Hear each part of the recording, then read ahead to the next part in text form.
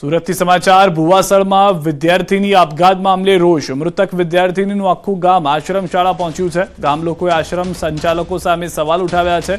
ઘટનાથી અજાણ રાખ્યા હોવાનો મુખ્ય આક્ષેપ। ઘટનાની ઉચ્ચ સ્તરીય તપાસ થાય તેવી માંગ। મૃતકના પિતાએ કહ્યું હતું કે હું અને મારી પત્ની શાળાએ પહોંચતા ફાંસો ખાધેલી હાલતના દીકરી બતાવી દીધી હતી। ખૂબ જ ઉતાવળમાં બધી કામગીરી કરી દેવામાં આવી હોવાનો પણ આક્ષેપ મુકાયો છે। દીકરી સાથે અચૂકતી ઘટના બની હોવાની પરિવારજનોએ આશંકા વ્યક્ત કરી। મૃતક વિદ્યાર્થીની તાપી જિલ્લાના મૌલીપાડા ગામની વતની હતી। ઘટના સ્થળે આદિવાસી રીતિરિવાજ મુજબ મૃતકની આત્માની શાંતિ માટે પૂજા વિધિ પણ કરવામાં આવી। એકદમ આપઘાત જેવો મને છે ને બહુ એવું થઈ ગયું કે મારી છોકરી એવું કરે એવું નથી। મેં રાજી ખુશીથી છોકરીને મોકલેલી અને પછી અહીંયા આવીને મને એવું સાંભળવા મળ્યું તો પછી હું તો હોંશ જ ખોઈ બેઠો। એટલે પછી છે ને મને ઉપર લઈ ગયા, જ્યાં આપઘાત કરેલો ત્યાં બતાવ્યો તો એને આ લોકોએ એવું ફટાફટ કામ કરી નાખ્યું કે મને પૂછ્યું ખરું પણ મને જવાબ આપવાનો બી બેભાન જેવો હતો। એટલે મને વિચારવા બી મોકો નહીં દીધો આ લોકોએ। એટલે મને એવું લાગે કે આ લોકોએ છે ને ખરેખર મારી છોકરીને આમ તેમ દુષ્કર્મ કર્યો એવું લાગે। એટલે હું ન્યાય માટે એને છે ને જાણવા માગું છું। રાજકોટમાં 2 વર્ષના માસૂમની હત્યાનો ભેદ ઉકેલાયો છે। પતિ પત્નીના ઝઘડામાં માસૂમ બાળકનો ભોગ લેવાયો। 23 ફેબ્રુઆરીએ બાળકનો મૃતદેહ મળી આવ્યો હતો। પોલીસે સમગ્ર મામલે તપાસ હાથ ધરી। કહેવત છે કે છોરું કચોરું થાય પણ માવતર કમાવતર ન થાય, પણ કળયુગની આ માતાએ પોતાના જ બાળકની હત્યા કરી। પતિને શંકા હતી કે બાળક પત્નીના પ્રેમીનું છે, જેના કારણે પતિ પત્ની વચ્ચે ઝઘડો થતો। પતિએ બાળકને પ્રેમીને આપવાનું કહ્યું અને આરોપી માતાએ બાળકને કૂવામાં ફેંકી દીધો અને પતિએ હત્યા કર્યાની વાત ઊભી કરી। જોકે પોલીસે ભેદ ઉકેલી કળયુગી માતાની પોલ ખોલી। થોરાળા પોલીસે હત્યારી માતાને ઝડપી પાડી। સુરત શહેરમાં નથી થમી રહ્યો અસામાજિક તત્વોનો આતંક। હવે સિંગણપોરમાં અસામાજિક તત્વોનો આતંક આવ્યો છે જોવામાં। 3 થી 4 શખ્સો એક વ્યક્તિને માર્યો ઢોર માર।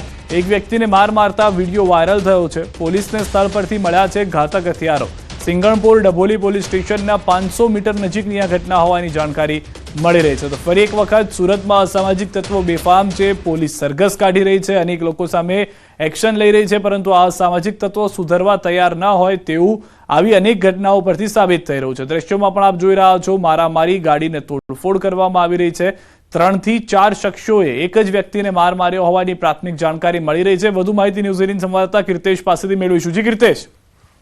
બિલકુલ, સુરત સિંગણપુર ડભોલી પોલીસ સ્ટેશન હદ વિસ્તારની આ ઘટના છે કે જ્યાં સામાન્ય બાબતે એક યુવકને કેટલાક ઇસમો દ્વારા માર મારવામાં આવતા હોય તેવો એક વિડીયો સોશિયલ મીડિયામાં વાયરલ થવા પામ્યો છે। જો કે મારનાર ઇસમો છે તે ઘાતક હથિયારો લઈને આવ્યા હતા।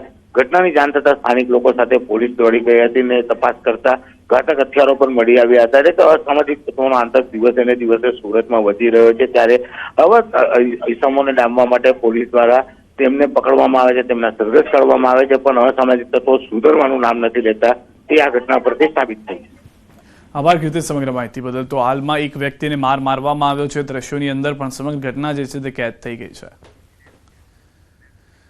ભરૂચમાં ગટરમાંથી માનવ અંગ મળતા ખળભળાટ મચી ગયો છે। 3 દિવસમાં અલગ અલગ માનવ અંગો મળ્યા છે। દૂધ ડેરી નજીક ગટરમાંથી મળી રહ્યા છે માનવ અંગ। ભરૂચમાં શનિવારના રોજ દૂધ ડેરી નજીક ગટરમાં 3 દિવસ પહેલા માનવ શરીરનું માથું મળી આવ્યું હતું, જે બાદ અકસ્માતે મોતનો ગુનો દાખલ શરૂ કરાયો હતો, જેમાં માથાના ભાગનું પોસ્ટમોર્ટમ પેનલ ડોક્ટર દ્વારા કરવામાં આવ્યું। તો રવિવાર ગટરમાંથી ધડના નીચેના અંગો મળી આવ્યા હતા, ત્યારે આજે વધુ તપાસમાં શરીરના હાથ મળી આવ્યા છે।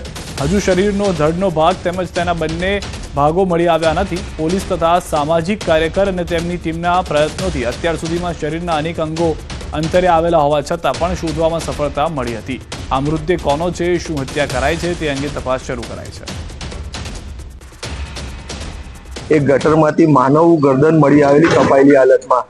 ત્યારબાદ પોલીસ તપાસ અને અમારા સંયુક્ત પ્રયાસથી થોડા જ અંતરેથી એ જ મૃતદેહનું લગભગ ગરદનથી નીચેનો ભાગ, જે ઘૂંટણથી કમર સુધીનો ભાગ મળી આવેલો।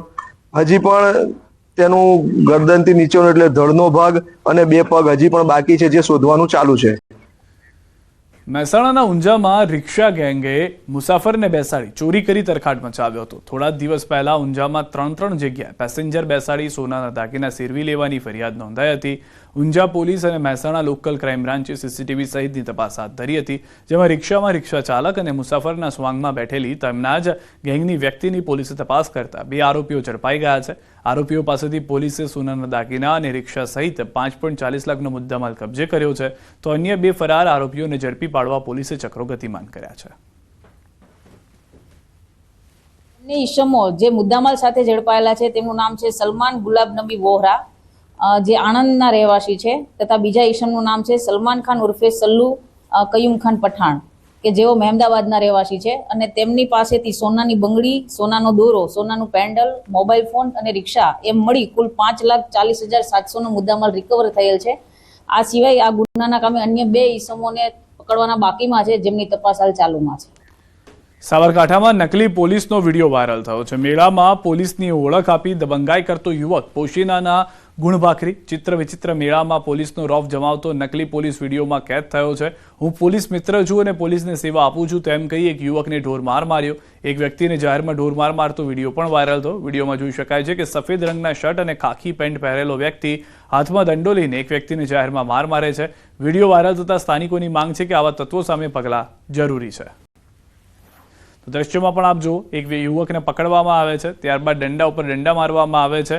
ચશ્મા, વ્હાઇટ શર્ટ અને ખાખી પેન્ટમાં ફરતો આ વ્યક્તિ જ્યારે તેની પૂછપરછ કરવામાં આવી તો પોલીસ મિત્ર હોવાની વાત કરી અને રોફ જમાવતો જોવા મળ્યો છે.